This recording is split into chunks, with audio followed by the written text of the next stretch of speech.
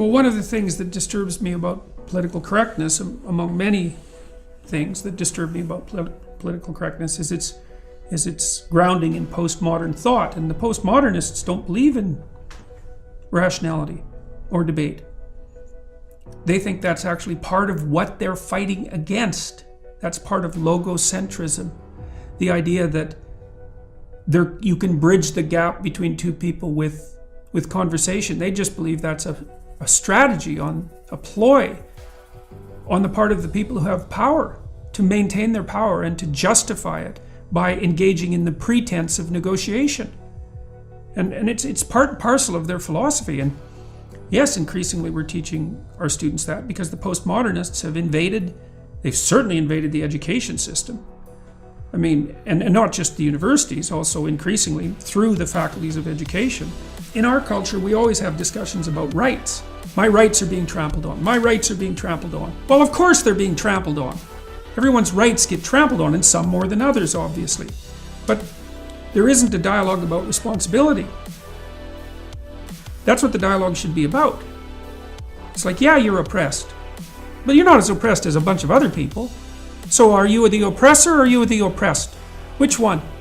You see these Ivy League students who are agitating on behalf of the oppressor, or of the oppressed. It's like they're irritated because being in the top 1 in 1,000 people in the world isn't enough.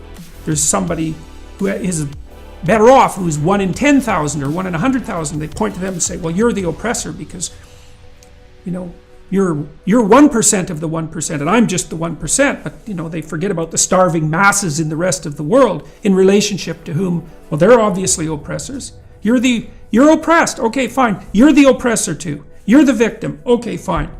You're the goddamn perpetrator too. So maybe you should take some responsibility for that.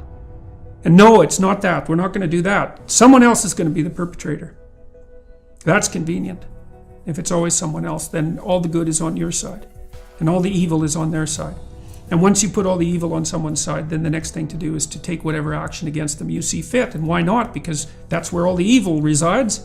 That just makes you good. What are you going to do? Put up with it? So, and we're busily teaching our young people that as fast as we possibly can.